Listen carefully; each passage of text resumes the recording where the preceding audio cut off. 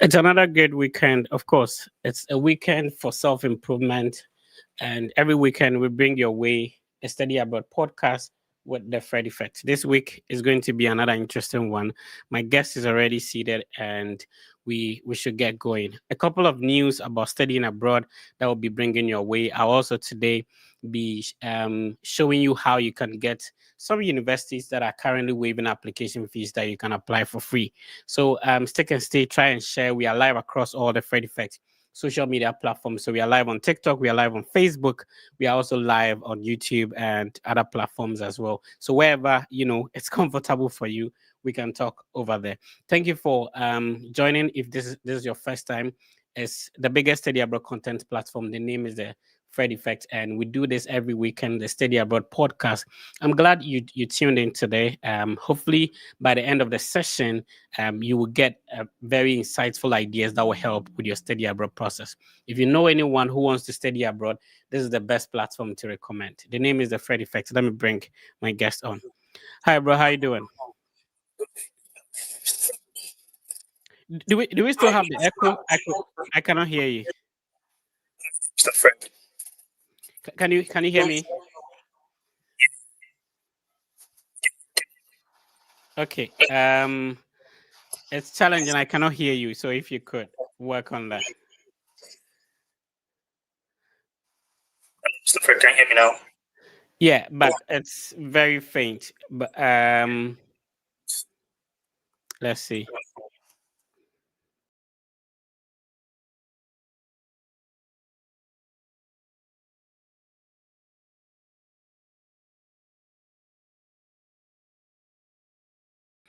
Hopefully it gets better now. Can you hear me? Let's see if my guest could hear me. All right. A bit challenging. Okay. Mr. Fred, Hi. Let me know if you can hear me. Yeah, this is can you hear better. me? Can you hear me? Yeah, I can hear you. Okay. Awesome. That's See if I can that's use my perfect. headphone. Yeah, this is better. Can you hear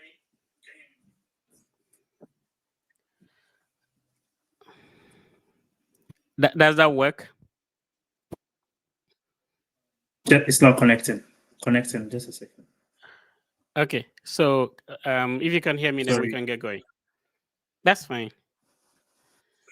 Is this better? Yeah, I can hear you. Can you hear me? Awesome. All right. So let's start with a quick introduction to people seeing you for the first time. Kindly introduce yourself. What was your highest academic qualification back in your home country before relocating? Let's start with that.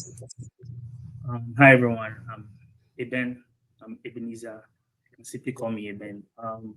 My highest qualification before leaving Ghana was Bachelor of Science in Psychology. So I had my psychology undergraduate degree from University of Cape Coast. Oh, okay. 2021 Hmm. year. Yeah. So that Okay. was when I had my degree in psychology.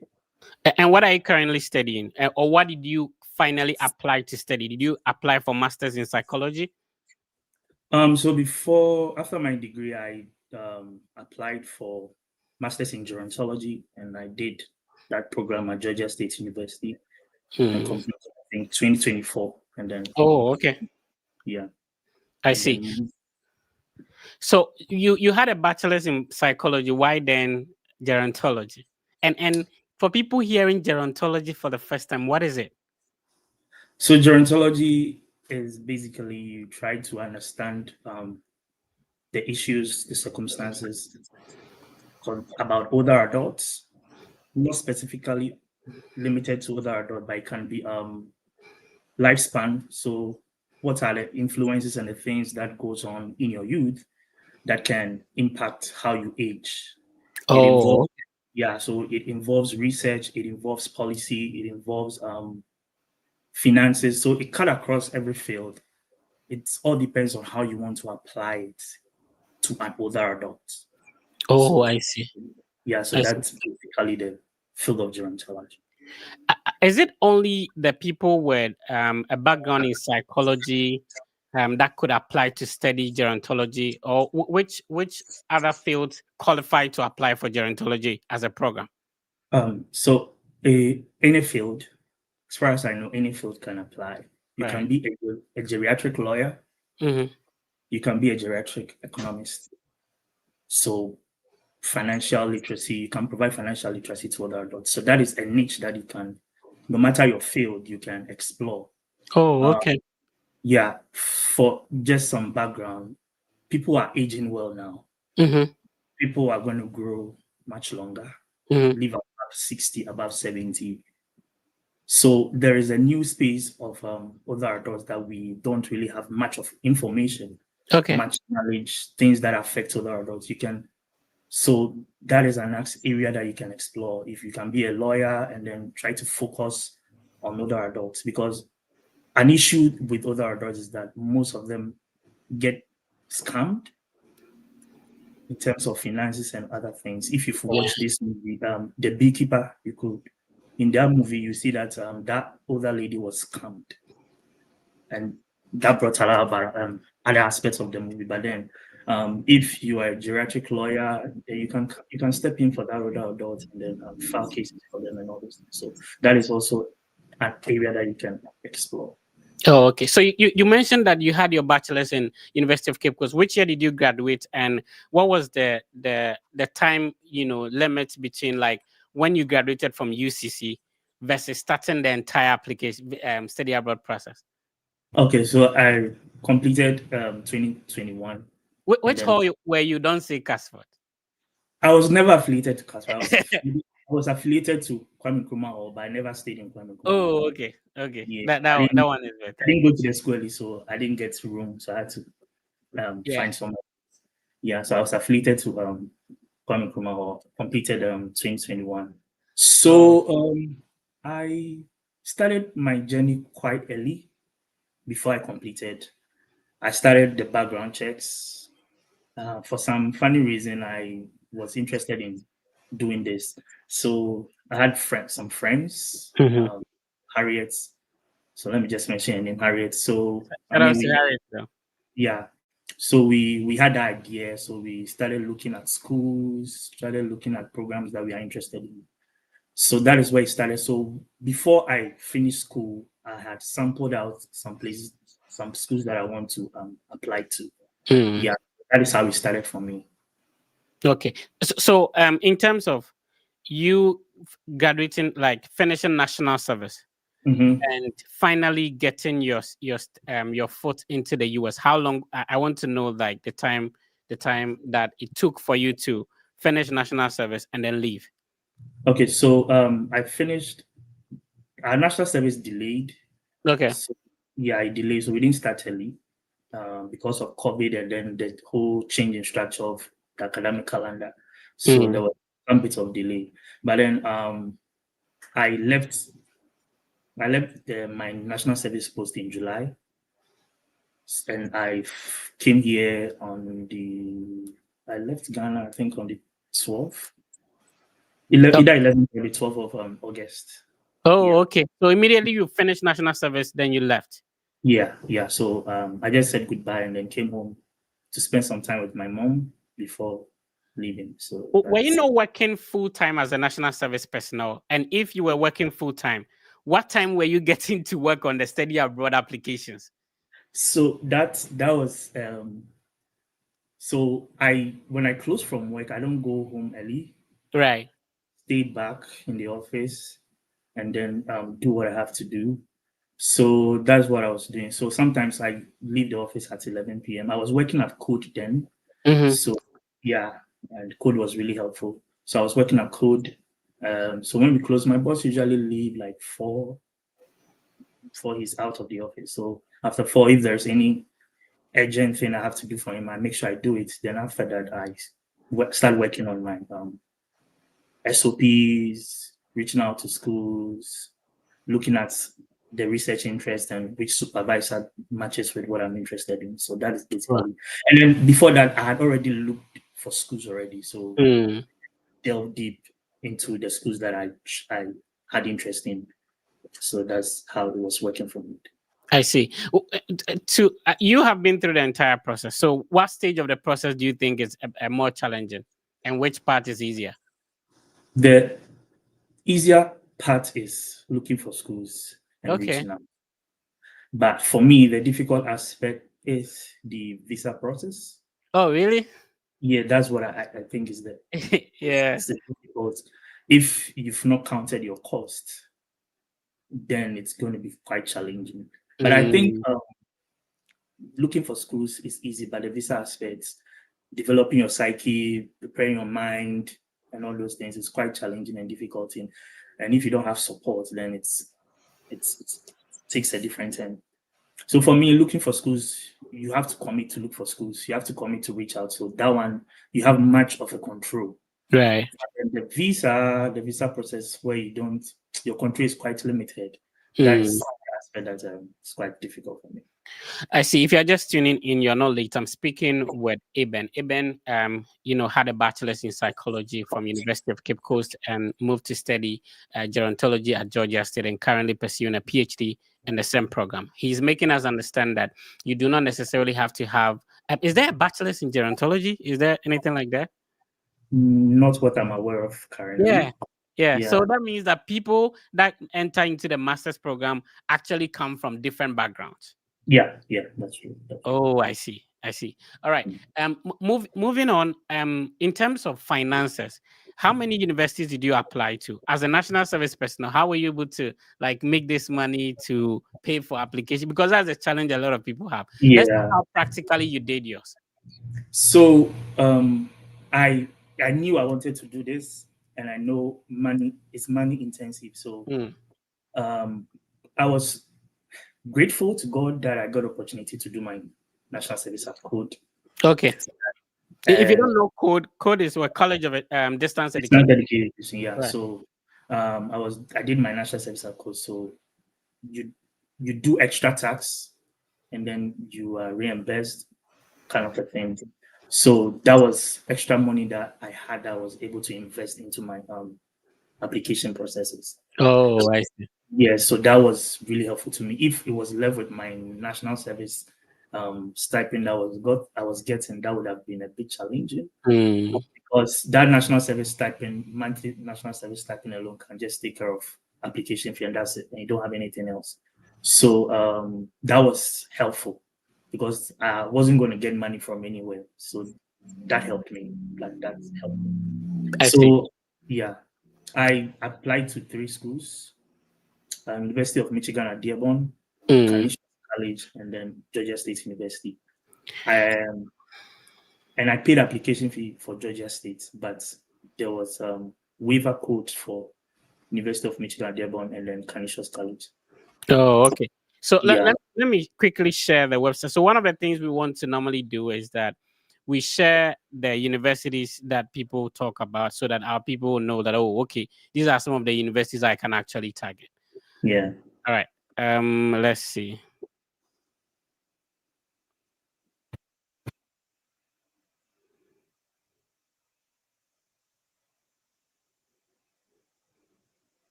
All right. I'm trying to see if I can share. All the schools, okay. Yeah, so this is the Yeah, website of University of Michigan at Dearborn. Today I yeah. changed the computer I use, so trying to see if I could manage with this one. All right, so this is the website of University of Michigan at Dearborn. If you are listening to us, so University of Michigan, just like I keep on saying, like it's there's what we call the university system. So we have the University of Michigan system. So System, yeah. there is University of Michigan at Flint. There's actually University of Michigan main campus. I've actually forgotten where that is located. And then Dearborn is another campus. So this all come together, and I'm sure there are other campuses. It comes to form the University of Michigan school system. So you have the University of Michigan. I need to search for that campus because I really have a lot of friends there. And then there's University of Michigan at Flint. I know about that one. And then there's actually University of Michigan at Dearborn. So that's the one we are referring to. And all Yeah, these universities, you can check them out. The first one I spoke about is located in Ann Arbor, University of Michigan at Ann Arbor. yeah. I That think one. that's the difference. I don't know why I'm having a feedback. Can you hear me? Bro, can you hear me? I'm still having this feedback. Yeah, I can hear you. Can you hear me? Yeah. All right. And then you said the next university you applied to was. Canisius College. It's in Oh, Buffalo, New York. oh, okay. That's a Yes. good school. Yeah.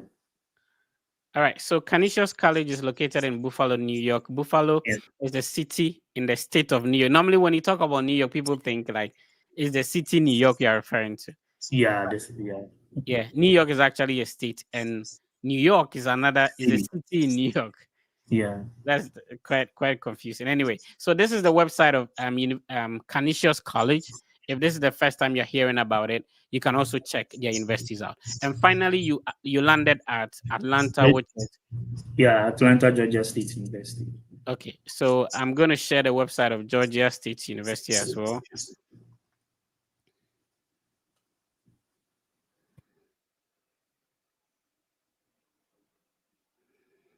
Okay, this is a one-man production, so kindly be patient. All right. So this is the website of Georgia State University, which is located Yes. in Atlanta. So talk to us about your scholarship. Did you apply to the school and it came automatically with it? Was it a separate application you had to submit for to be considered for the scholarship? Talk to us about that. Yeah. So first of all, I went to the school and the program website and tried to understand the requirements to get in, and I prepared my documents accordingly. For with the gerontology department or the gerontology institute, you don't really have to apply separately for funding. So I think the top there's a quota of scholarship that it gives to students. So if you fall in that quota, then you automatically get funding. But then if you don't fall in and you meet the requirement, you will get admission. But then you have to look for your funding. So that's how it worked for me. Yeah. I didn't have to apply separately for any funding. I see. So when we talk about full funding, in your case, what is it covering? It covered my tuition. It covered my tuition, and then I got stipend. Then with my stipend, I had to take care of myself, and then take care of my health insurance. Yeah, so basically that's what it did cover for me. Who everybody would have thought that if I have a bachelor's in psychology, why don't I apply for master's in psychology? Who introduced that gerontology idea to you, and why how come you ended up there? So first, it was experiential because my grandma later developed dementia. Oh, okay. So that was what the interest. That's where the interest started. Hmm. And then I did a course called Psychology of Aging, I think in my third year, and I got to understand more. And I got exposed to gerontology, and I was like, you know what, this field is going to be important in some few years to come. Yeah. And I position myself in that space to be an expert in it and also contribute to that section. So that's how come I decided to develop. Yeah. I'm That's gonna how go. come I developed interest, yeah. I'm gonna go up because I have to change my laptop. Yeah, but I want you to walk us through, the how you went about your application, starting from contacting the professors, and then applying, going through the visa process and all that. I think I will join you by then. Okay. So I should wait for you, right? No, you can go ahead. Okay, go ahead. Okay, cool. So I I had a list of schools that I was interested in. University of Michigan at Devon, Canisius College, and then Georgia State University. And I made sure I looked at the requirements of each school, and then I prepared my documents accordingly. So usually you have statement of purpose, CV, a good CGPA. So I prepared my CV, and prior to that, too, I had some experiences volunteering and some internship opportunities at um, the hospital and also working with older adult patients. So um, that helped my profile, showing that I have an experience in the field of aging. Then I prepared my CV, prepared my SOP, and then my transcript and all those things. But with Georgia State, you don't really have to reach out to supervisors. You don't really have to reach out to supervisors. You just have to list the name of supervisors you are interested in working with and those that their research matches with yours. So I just looked onto the website and then found those that I was interested in. I was interested in psychology, psychological decline, depression, that aspect. So that is what I looked for in the professors, and then I keyed in their name, and I submitted it, and then paid my how do you call it, application fee. But prior to that, there was a little bit of delay with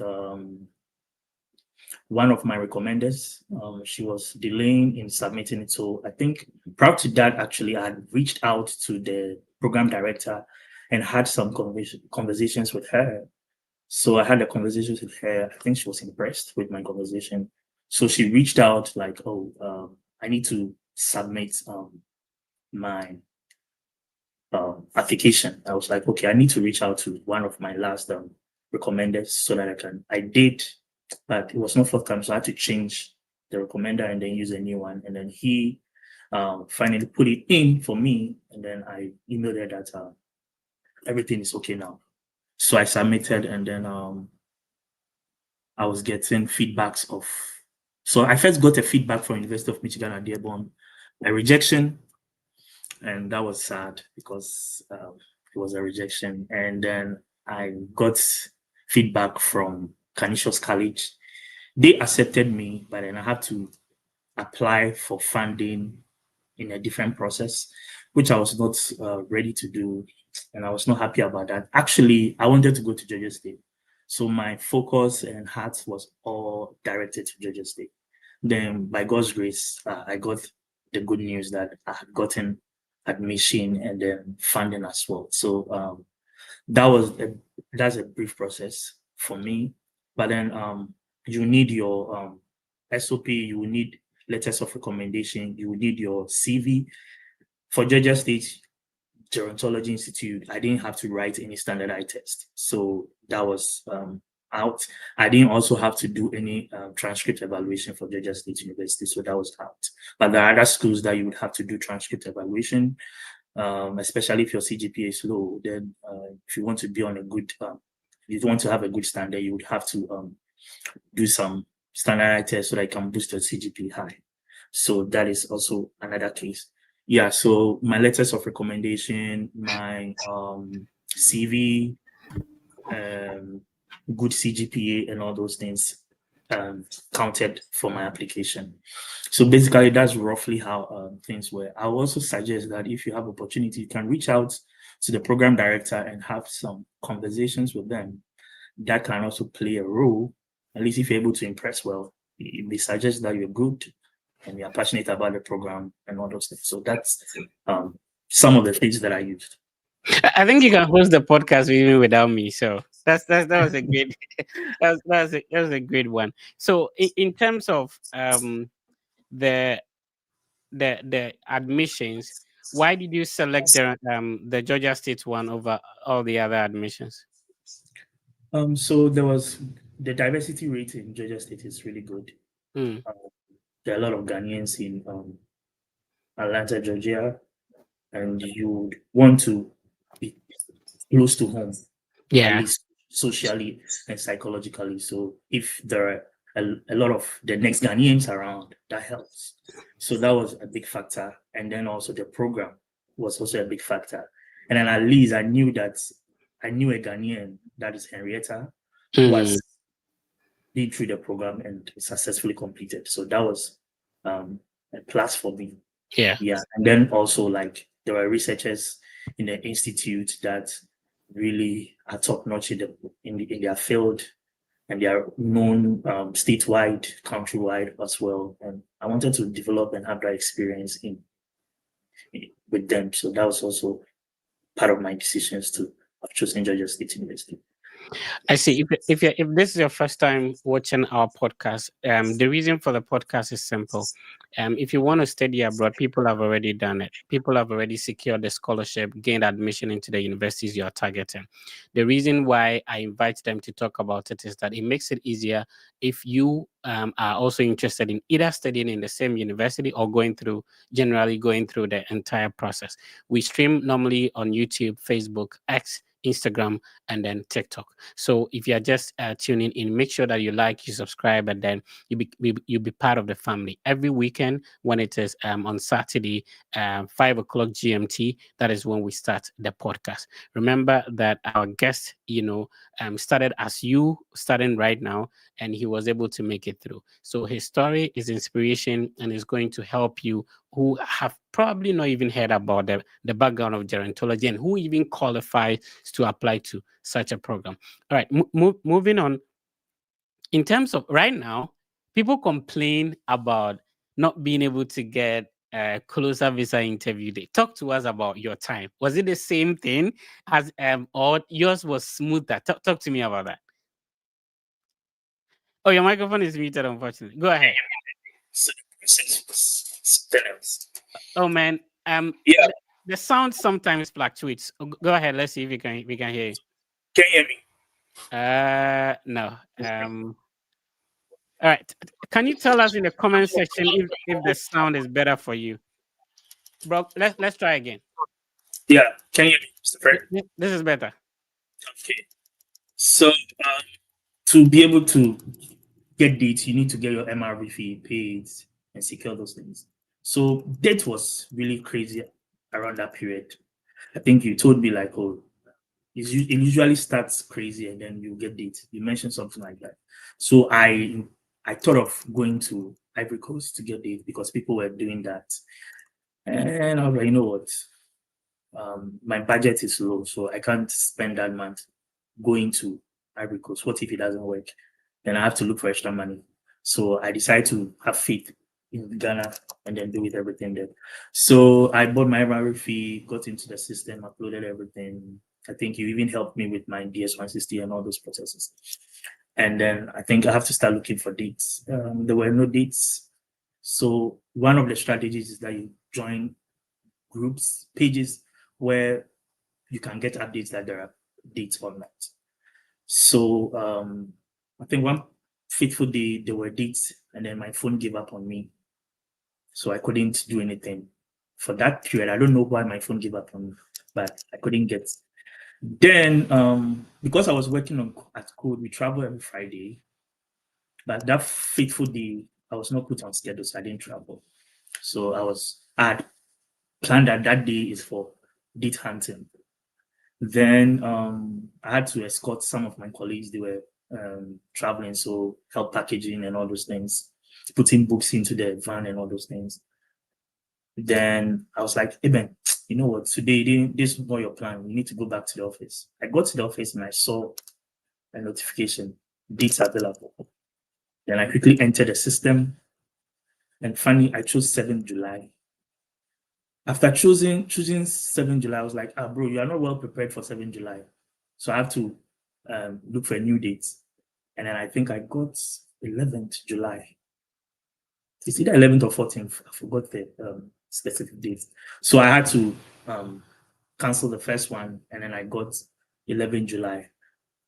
So that's how I got my day. I was surprised I was able to get there because within 1 minute or 2 minutes maximum, the dates, you will not get any dates. But canceling the 7th July and then getting the 11th July was something I termed supernatural for me because it took more time. Yeah, so that's how I got it. My date, it was quite smooth for me. Yeah. Mr. Fred, you are muted.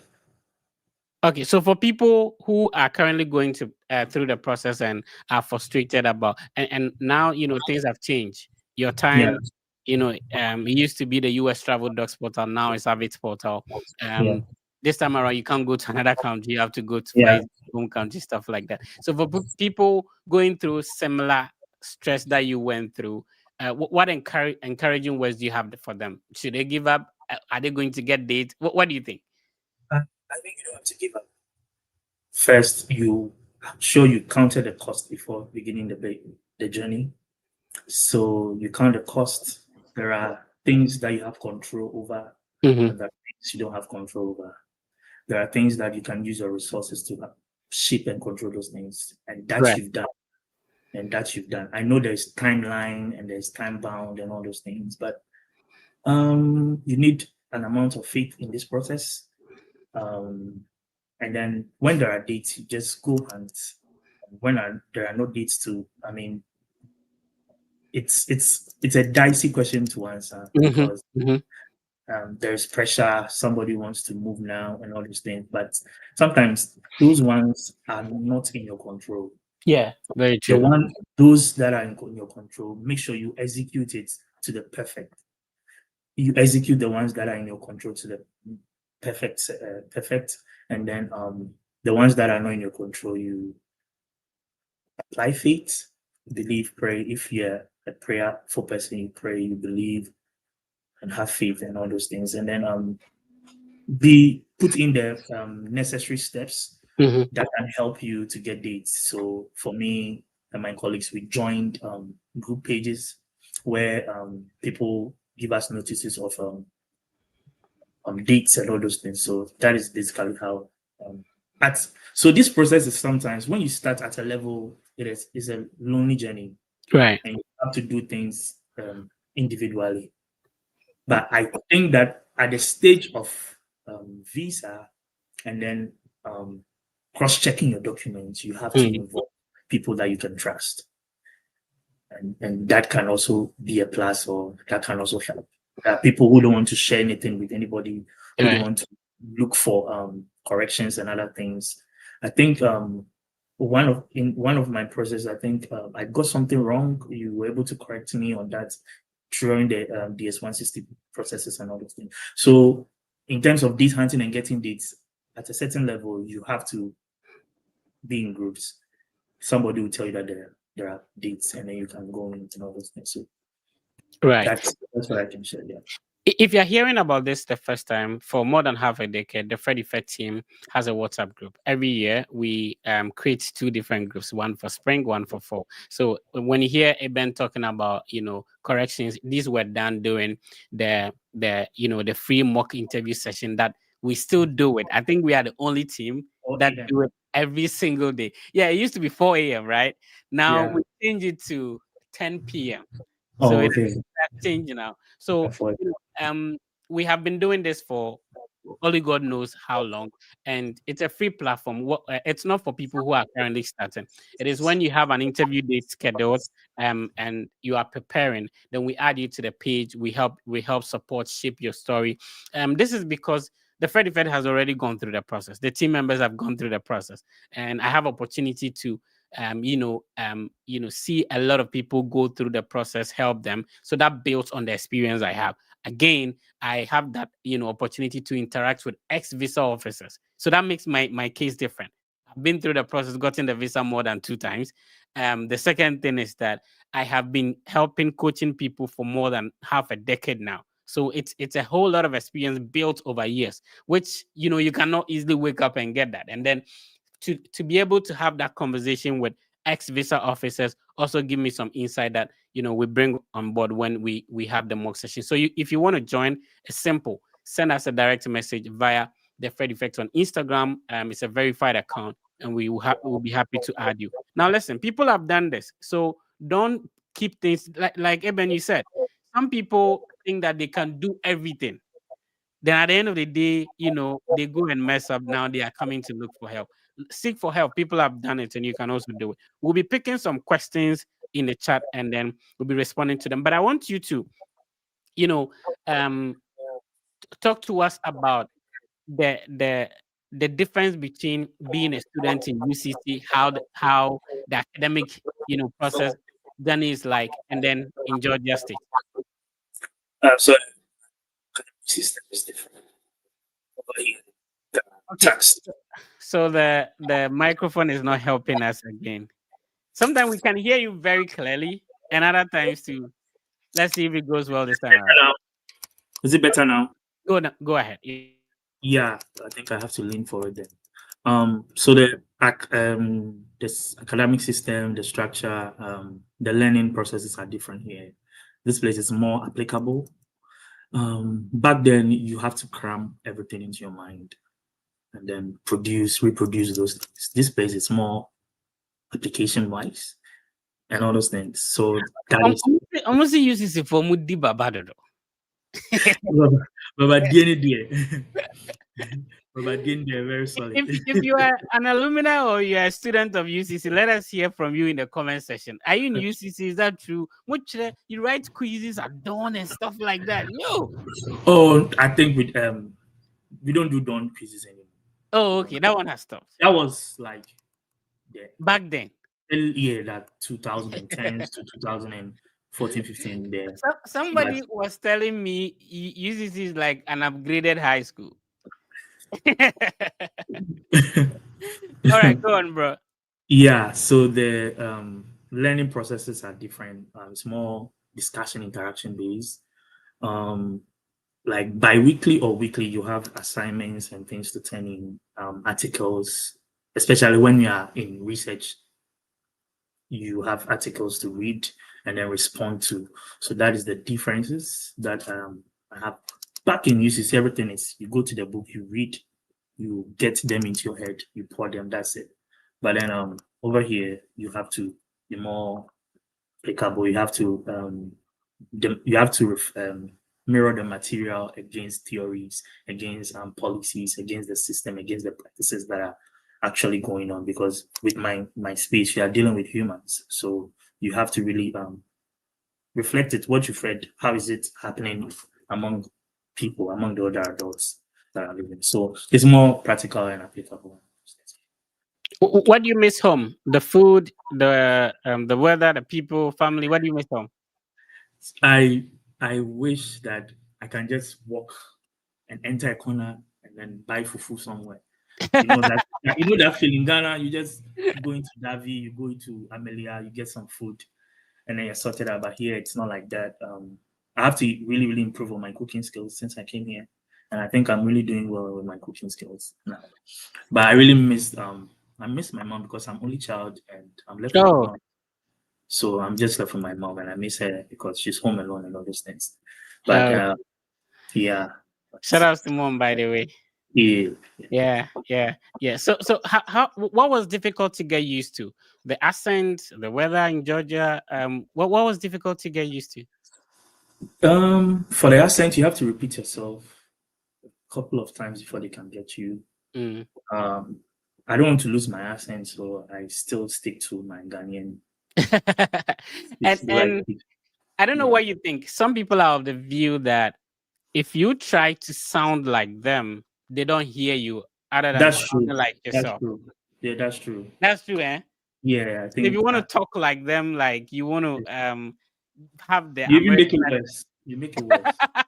Yeah, you make it worse. If you do that, you're making it worse. Like you make it worse. Like no. Yeah. Okay. Yeah, you see people who are really putting too much effort to have an accent. There's a locally acquired foreign accent. Yeah, I think you should flow, and then if the person don't get you, just repeat yourself, and that is it. Yeah. But yeah. I think, and also the weather is really. I always dread winter. I'm always dreading winter, but I mean I'm used to it now. But the winter is too much. I see. So now from the master's degree, someone was asking about your interview experience. We're going to talk about that. But now, to make it clear, actually you came through Georgia State University, but currently you are in a different university. Yeah. And so that means that you have experiences studying in two different universities and two different states. Yeah. Let's talk about that. What is your PhD in? So I'm doing my PhD in applied developmental psychology with a concentration in aging. So all my study research is focused on other adults. No, I love that. So you had a bachelor's in psychology. Yeah. You came to study master's in psychology, and now you went back to master's in gerontology. Master's in gerontology. Thank you for. And then now you go back to PhD in psychology with a concentration in, let's say, gerontology, kind of. Yeah. Oh, okay. So psych is broad. It Yeah. involves cognitive psychology, environmental psychology, engineering psychology. A lot of it's broad, and I want to focus my psychology with other adults. So basically, that's the plan that I had. I did my undergrad to get the basic foundations in psych, and then get the expertise in gerontology, and then blend the two. So You, that's you think it's much easier when you're working on application and you're already here, or it's easier when you're working from home? So when you were applying to Georgia State from UCC or from home, can you compare, let us know, whilst you were in Georgia State and wanted to transition into the PhD, well, what would you say is a major difference? I think there's no difference. The only difference is that you have to pay application fee. That is because of the currency. Hmm. Hmm. Back home, it's the city to Yeah, dollar. yeah, it becomes more expensive. But then Mm, here it's just $50. You pay the $50. yeah. I think there's no difference from my experience. The only difference is that you have to spend much to make the applications in Do you Ghana. But think it's much easier for your application to be considered if you're already here compared to when you're home? Uh, What do you think? I think it's a fair ground. Yeah, If you really meet the requirements, you'll be considered. For that, I'm 100% sure about that. Yeah. I don't think where you are really I affects. see. Yeah. As long as you meet the requirements, you'll be good. Jonas, thank you for tuning in on Facebook. Yes, he's currently schooling at University of Alabama at Birmingham. Birmingham. Yeah, Yeah. so and like I said, the University of Alabama is a system, right? So Yeah. we have University of Alabama at Tuscaloosa, University of Alabama at Birmingham, University of Alabama. What's the capital of Alabama? I've forgotten. Birmingham.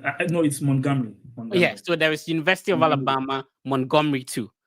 Yeah, there's that school as well. Yeah, so there's a couple of campuses, across the University of Alabama school system. So he is currently at the University of, but I think in the whole of Alabama, Birmingham is the bigger city, right? Yeah, the biggest city. I think Yeah. it's more diverse than the Oh, other I see. So cities. let's share that website, University of Alabama. Of course, I've been to um that campus as well. Yeah. People will say, "Hey, Freddie, they walk over here." Yeah, yeah, But intentionally. Sometimes when I'm traveling, instead of flight, I decide to drive, and I'll be mapping on my map that, okay, I'll go to this school. I'll just intentionally drive through the school. So normally when I'm talking about some of these universities, I've been there, seen it and stuff like that. So yeah. um so I think I did Ohio, Kentucky, then down to Tennessee, then you enter Alabama. Yeah. All right, let me see if I can share the screen so that people can know the school we are referring to. And I don't know if Alabama is doing it. Alabama, they normally waive application fee at some point. I don't know if your school is doing it. I paid application fee. That's one Okay, thing I would like to comment about. I think go ahead. sometimes I think you have to pay the price and pay the application fee. It really helps when you are looking for. I'm not saying that don't look for waivers, look for them, but in that process to also add on those that you paid application fee. Sometimes when you are paying, it means that you get to finish your application early. Sometimes the decisions are made on rolling basis. So if you delay and wait, sometimes the waiver codes come way late.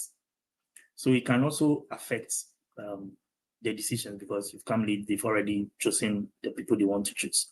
So I think that whilst you also get waiver codes, put in some money down and then also make payment for some places, at least the ones that are quite cheaper and all those things. I think that also makes some difference. Right. So this is the website of University of Alabama at Birmingham. If you're also looking, they have a lot of programs, amazing campus, amazing It's university. amazing school. Yeah. One thing I love about Alabama is how calm. I think that, listen, like, a lot of people have some perceptions about Alabama. If you've never traveled there, you would believe it, but it's not true. Yeah, I I this is lived in Alabama. Yeah, I lived in Alabama for a couple of months, and it was amazing. It's a calm environment. It's not that expensive compared to like other cities, states and stuff like that. So yeah, so this is Birmingham, University of Alabama at Birmingham. So you can check this university out, and then they have a lot of master's degree programs as well as PhD, just like Eben is pursuing over there. So when you were applying for the PhD, I guess this is not the only university you applied to. What are some of the other universities you targeted? The differences was different. I, Uh, I I don't can you hear know. me? For some reason, your voice fluctuates, bro. Okay, This is can you hear better. me now? Yeah. Yeah. So with my PhD application, I did a lot of application. Mm. I is that about 7? Wow. Seven. Yeah. Even though you were here, why were you scared? I think I was concerned. So Yeah. I hear a lot of people when they are already here, they are so complacent that they put in like one or two applications. Yes. And I by that think. time you are graduating, you have Yeah. like research work and other assignment going on. So it keeps you so busy, you're not able Yeah. to, put in a lot of applications. Yeah. Yeah. I think I was primed. I think it's Okay. the I had spoken with someone and she shared a story.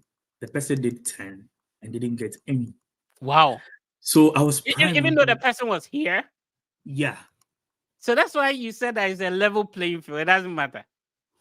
Yeah. It's you I have. think is the issue of complacency that Mhm. I am already here. So I have an upper hand over somebody probably up. It doesn't work Yeah. like It that. doesn't work that way. Yeah. Yeah. So so when I heard, I was like, you know what? Let me just it. It doesn't. I mean, this is what I want to do. Mm, It's my future. It's my destiny. It's my profession and career and my family and all those things. So yeah. I'm going big. Make applications. I so back in Ghana, I knew I had a trajectory from Georgia State. I'll go to University of Birmingham at Alabama. That was my Mm. plan. So I knew for sure that with Alabama, I'm applying. Oh, okay. Okay. Yeah, because that's where I wanted to do my PhD.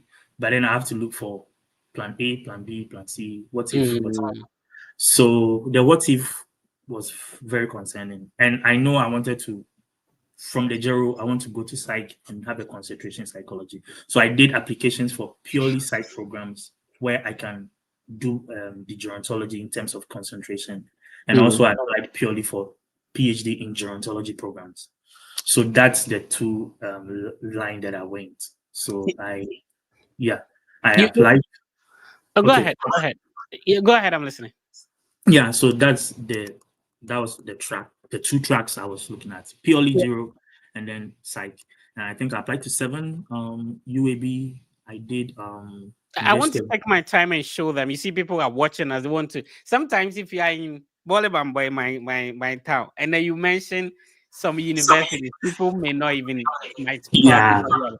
So we yeah. took our time and show them the screen so that Okay, they will be able to follow and then write them down as well. So I okay. already showed the UAB website. already, yeah. Yeah, University of Alabama at Yeah. Birmingham. So if you Google University of Alabama and you see red and white, I've already explained that we have the University of Alabama school system. There is Tuscaloosa, there's Montgomery, there's um, Birmingham, there are other cities. So if you just Google University of Alabama, you might get a lot of other campuses as well. All right, so let's go to the next one. Yeah, UNPC, University of Maryland at Baltimore County. Yeah, University of Maryland at Baltimore. yeah, Baltimore County. Like I said, this is a one-man production, so I like how you mentioned the name because the one that people know is University of Maryland at College Park. Yeah. Yeah. So this is the University of Maryland at Baltimore. But of course, all of them are in the state of Maryland. So yeah. All right. Which what was the next university? Um, Cleveland State University, which I got into. I got Uh, into Cleveland State. Cleveland State. Yeah, Cleveland State University in I Ohio. love Cleveland State. So Cleveland State, and I like the way Ohio. If you are into higher education, you understand this. Ohio has a history. Most of the universities have a history of setting them up, right? So Cleveland State, Ohio has like three bigger cities, which most states do not have. So Yeah. on the southern part, you see Cincinnati, and then on the middle of Ohio, you see Columbus, where Ohio State University is. Cincinnati State, and then you go up there, you go to Cleveland, a bigger city, where you see Cleveland State. There is the University of Akron. There is Case Western Reserve University, and there is Kent State University in between somewhere. So, Cleveland State is positioned in the northern part of Ohio. So yeah, let's move on to the next one. So I wanted to be very ambitious to apply to Yale. Okay. That's actually my dream school, Yale. So Did you say you wanted to be ambitious? yeah, I wanted to be very You ambitious. you have to be ambitious to apply to Yale. It's an Ivy League school, and Okay. there's this like, oh, it's difficult to get in and all those type of Oh, things. I So see. yeah, So so this is the popular Yale people know about. So this is the website as well. yeah, And a bit of a contest. Um, let's see. Okay. Okay. So Yale is located in New Haven in yeah, New Connecticut. Haven. Yes. New Haven in Connecticut. All right. Let's move on. Which other university? And University of Massachusetts at Boston. Oh, okay. Yeah, All right. So Boston is actually the capital of Massachusetts. Some people call it Master Jesus. So it's called Massachusetts. That's where. So again, we have the University of Massachusetts school system. So you get to know University of Massachusetts at Boston, University of Massachusetts at there are other campuses as well. I think shout out to my brother Festus. He's in one of the campuses. So this is UMass Boston. All right, let's move on. then Colorado State University. Can you repeat that? Colorado State University. Colorado State Colorado. University. Okay. Yeah. So I think far, that yeah. is the most beautiful state I've been to. Wow. Colorado is very beautiful. So, it sort of blends Midwest and then the west side of the US. So on the west side, you see those desert kind of, so Yeah. Arizona, New Mexico, you move into Nevada, then you move into Colorado. So Utah, Colorado, a bit desert, and then they also blend into the Midwest. So you see like a lot of forest. Colorado is very beautiful. Yeah. Anyway, let's move on. So Colorado State University is actually located obviously in the state of Colorado, but in the city called Fort Collins. That's the name of the city. But let's move on. I think I forgot the last school. No worries, that's fine. I think you've given us enough. So Yeah. if you're watching us, you need to take a pen and a paper. Take a pen and a paper. Be taking notes. Be writing the names of the universities down so that when we finish, you can make your own research and then apply to the programs you're interested in. That's it. All right. And with all this, I got admitted into 2, and then 1 on standby. You applied to 7. Yeah, You got I got admitted into 2. yeah, and then 1 on standby. So I got into UAB. I Mm-hmm. got into Cleveland State, and Mm-hmm. then UMass, like University At of Boston. Massachusetts. They put me on standby. So Oh. the rest was bounce. Then the 7 was actually worth it though. Yeah, and the funny enough is that the bounce came first. So you could see So you could be working on your research and you check your email and then there was bounce, yeah. Charlie, well, what next? Yeah. Oh, I see. So most people think that when this bounce comes in, it's more or less like a setback. How do you take it? How do you take like a denial of an admission, knowing that you poured your heart and soul into it? So that's why I did a lot of application. So if this one has worked, then The other ones will work. yeah, when you do the sampling, do random sampling, pick it up. some will work one way or the other. So Yeah. that's one way of it. And then yeah, but then I just took it, hoping that the ones that I'm awaiting, I will also get admitted into. So If you're just tuning in, you're welcome. If this is your first time tuning, maybe somebody shared the link with you to join and listen to the Fred Effect podcast. You're welcome. We're happy to have you on. Be sure to click on the subscribe button, depending on where you're watching us from, on YouTube, on Facebook. We're also live on Instagram and obviously on X, on TikTok. We are also live. So we stream across all these multiple platforms. We understand that back home, data is a little bit expensive. It's a bit difficult. People want this information, but sometimes it's just a little bit expensive for them to get data to watch. So the recorded session will still be live across all the Freddy Fair platforms where you can go and rewatch the previous episode. At least if you watch about 10 of them, you will learn a lot about this process that there's nothing you cannot do yourself. Talk to me about, did you have to get an agent to help you? Did you do everything yourself? How did it go for you? yeah, so there's YouTube. You can learn. Um, we are You can losing. learn. Okay. Yes, you can learn everything on YouTube. So I didn't know how to write SOP. So I had to go to YouTube, look for videos, and then I had an understanding on how to write it. And I wrote it and I gave it to Becca in Spice. She's my friend. Shout out to Becca in Spice. So she proofread it for me and then she did some corrections for me. Yeah, so that's how I worked on my SOP. I don't think you need an agent to do this process because when you spend some time, you have the opportunity to do these things. And in the stage where you need people to cross-check, proofread certain things for you, you can reach out to people that you think they are experts in that, and then they can help you. But then solely putting and entrusting all your application process on an agent, I don't agree with that. For that, that's my perspective. Yeah, you're muted. Mr. Freddy, you're muted. So sometimes that's how I could be muted and be talking to myself. Nobody could hear me. Anyway, it shall be well. All right. So basically, that is it.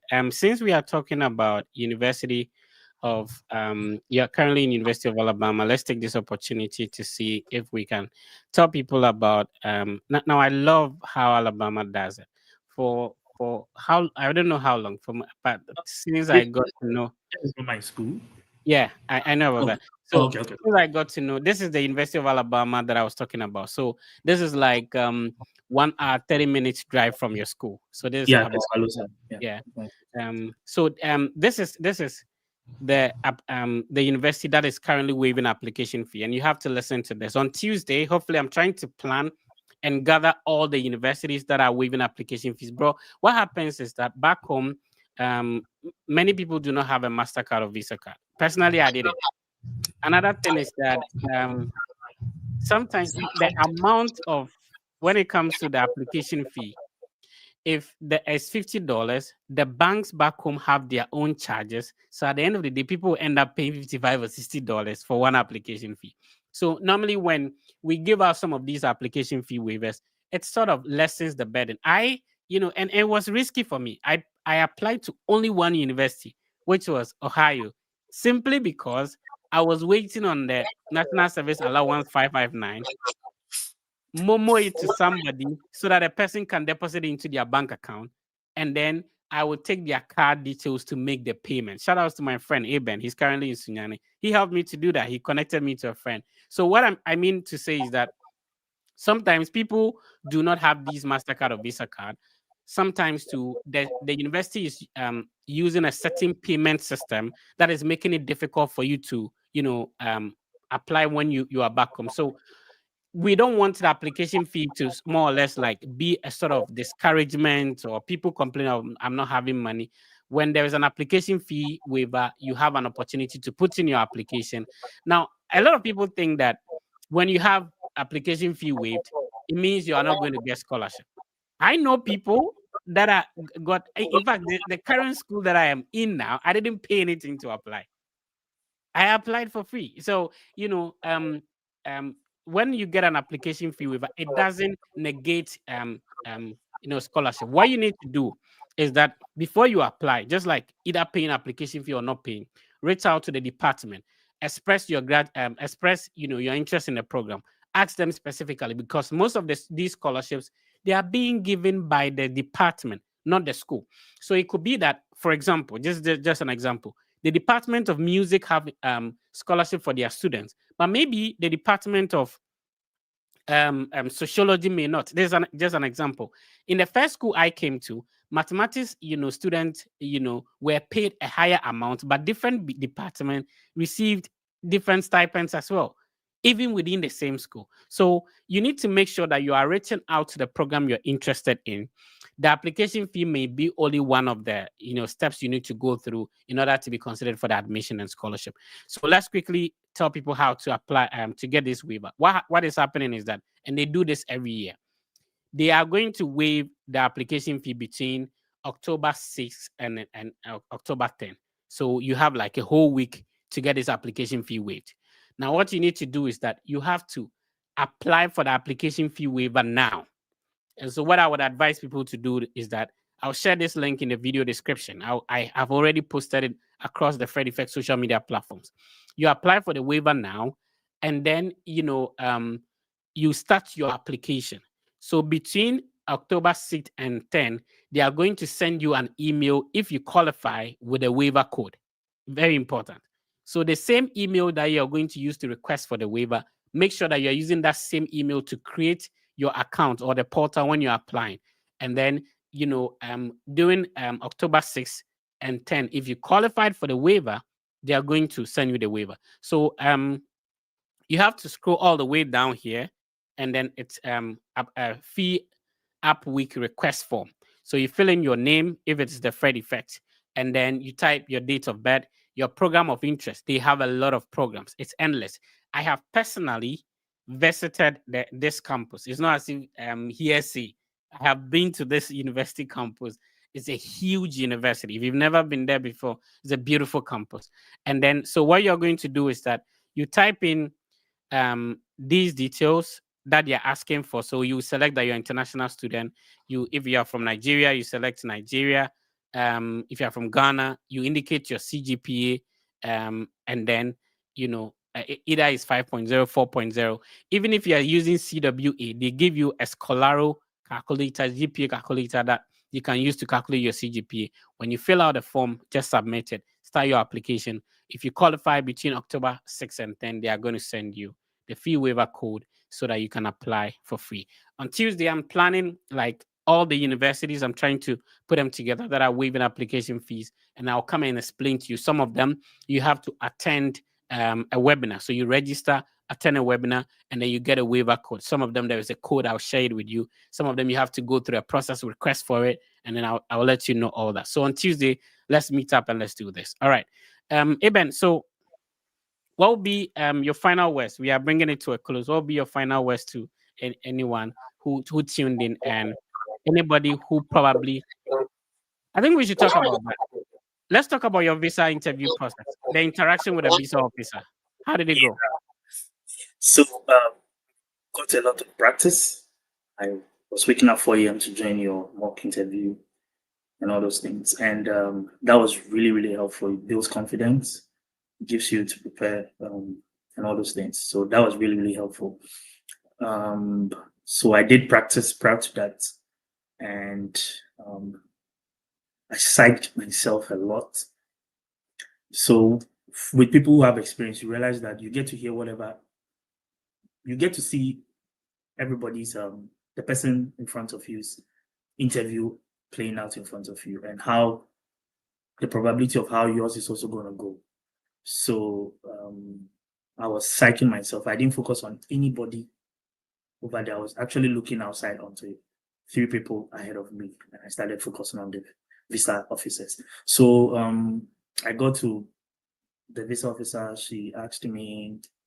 So when I got there, I just introduced myself nicely to her and tried to be very cordial to ease the tension. And then she asked me like where I was going, and I was like, "Oh, I'm going to Georgia State to do my master's in gerontology." and all those things. She's like, oh, okay. She asked me what program, and I said, oh, gerontology. And she asked me, why gerontology? And then I gave her my explanation. And then she asked me how I'm paying for the funding. And I told her, oh, I have full scholarship. And she cross-checked again. She was like, okay. Then she asked the number of schools I applied to. Then I mentioned the 3 schools that I did. And then finally she asked me, what will I do after the program? And then I gave her my answers. So basically 5 questions, and then she answered me, and then she gave me the good news, and I was so happy. You're muted. Yeah. Well. Anyway, at the moment, everybody who is being approved is placed on what we call administrative processing. Unlike earlier, where you got approved and then that's it. You have to. How many years of visa did you get though? 4 years. For now, they've reduced it to 3 months, bro. Yeah. Wow, I know, right? Yeah. So it is what it is. But Yeah. and you are a testimony of the fact that even though you were given 4 years, you completed your program, you move into another university, and that program is 5 years. So your status is actually based on the longevity of your I-20, like the dates on your I-20, not the visa. Yeah. Yeah. Yeah. So have you been home since you came? No. Oh, you've not gone to visit mom. So if I've this not. old Kofi and why a bug out. Minyan Kofi. Because I had the own I was in your bug out. There's no coffee in why a bug. Coffee out in your bug. I just have to find time and then visit mom. Yeah, Yeah. very important, man. Shout out to mom. If you have like only if you're a single like child, it's sort of some way. Anyway, so it's been a great session. Thank you everyone for tuning in. We've been talking to Eben. If you just joined in, Eben had a bachelor's degree in psychology from University of Cape Coast. He started working on his study abroad process when he started the national service. So immediately he was done with national service. The subsequent month he was leaving. Now he was able to apply with a bachelor's in psychology to pursue a master's in gerontology, and now a PhD in psychology with a concentration in aging studies. So that's an amazing story. A lot of people would want to probably learn from your experience and all that. So we appreciate everybody for tuning in, and next week will be coming your way. Final words, bro. Just want to say that like the process is great if you have the dream and the intentions of studying abroad and to further get the qualification and all those things. With faith and then meeting the requirements is gonna help. Yeah, it's really gonna help. And don't lose hope. And So when you came, was it glass and kwan and in Yaka? glass on kwan, like glass on kwan. I mean, Anyway. I came straight to a big city, Atlanta. Okay, yeah, that's Atlanta is a big city, very beautiful city. So I had the opportunity to see glass on kwan. I Straight from the doubt airport. if you will be able to survive in a smaller city, because you've been to Atlanta and then you come to Birmingham. These are 2 big cities. Yeah. Yeah. So I don't know how you feel when you get to live in a smaller campus city or something like that.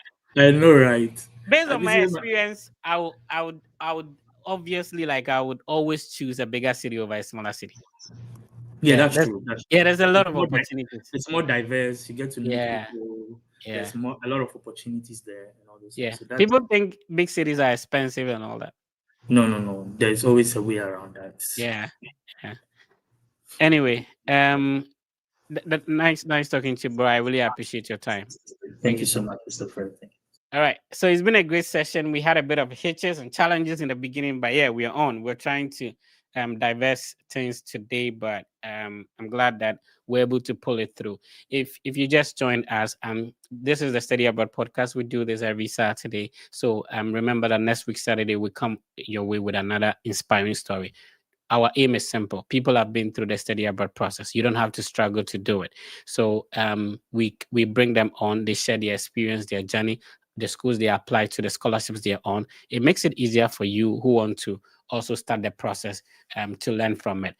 And whenever you're joining, make sure that you have something to write. It may be a notepad, a book, or a pen, and then be writing things down, be noting things down, so that you can apply it to your process. We also lend a helping hand. It's easy to talk to the Fred Effect team. Send us a direct message on Instagram. We know that some individuals have created, some fake accounts to impersonate the Fred Effect team. We are aware of that. Please be careful.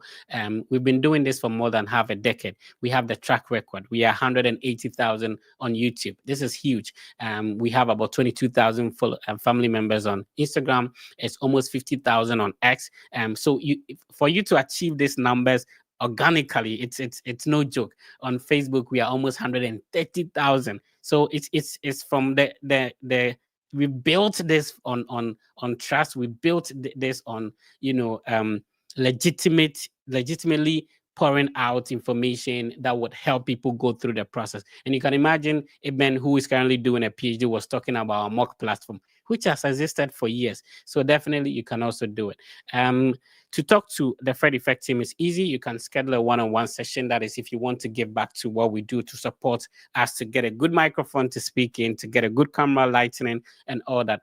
And also, we have a collaboration with AgoVisa. AgoVisa is a team of ex or former visa officers. So you can schedule a meeting to talk to them with everything going on. When you have an appointment scheduled, make sure that you get your visa once and for all. Use the link I'm sharing on the screen to talk to schedule a meeting with AgoVisa.